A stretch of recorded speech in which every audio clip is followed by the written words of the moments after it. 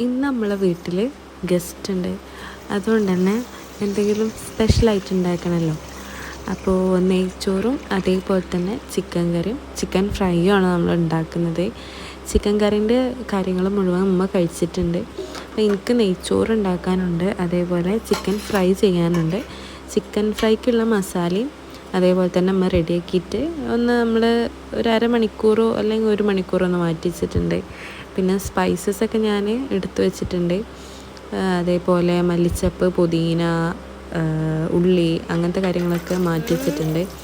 First നമ്മൾ pan എടുത്തിട്ട് അതിലേക്ക് അണ്ടിപ്പരിപ്പും അതേപോലെ തന്നെ മുന്തിരി ഒന്ന് നെയ്യിൽ വറുത്ത് കോരി മാറ്റണ്ടേ. അത് വേറൊരു പ്ലേറ്റിലേക്ക് ഞാൻ മാറ്റുന്നുണ്ട്. നമുക്ക് ലാസ്റ്റ് ഡെക്കറേഷനൊക്കെ രസമല്ലേ, ഉപയോഗിക്കാമല്ലോ. പിന്നെ അതേ പാത്രത്തേക്ക് തന്നെ കുറച്ചുകൂടെ വെളിച്ചെണ്ണ ഒഴിച്ചങ്ങാണ്ട് ആ സ്പൈസസ് ഒന്നൊന്ന് മൂപ്പിച്ചെടുക്കുന്നുണ്ട്. അതിലേക്ക് നമ്മൾ ഉള്ളി, മല്ലിച്ചപ്പ്, പുതിന അതൊന്ന് ചേർത്ത് നന്നായിട്ടൊന്ന് സോട്ട് ചെയ്തെടുക്കുന്നുണ്ട്. ഉള്ളി കരിയാൻ പാടില്ല, അതേപോലെ തന്നെ ഫ്രൈ ആവേണ്ട, ഒന്ന് നല്ല വാടി കിട്ടിയാൽ മതി.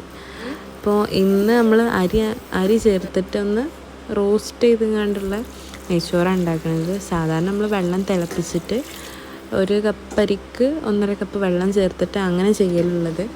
ഇത് നമ്മൾ ഇപ്പം ഇങ്ങനെ ചെയ്യുന്നത്. ലാസ്റ്റ് വെള്ളം വറ്റി വരുന്ന ഒരു ടൈം ആയപ്പോൾ എനിക്ക് നട്ട്സും അതേപോലെ കുറച്ച് മല്ലിയിലയും ചേർത്തിട്ടുണ്ട്. നമ്മൾ ചിക്കൻ ഫ്രൈ ഇവിടെ റെഡി ആവണം.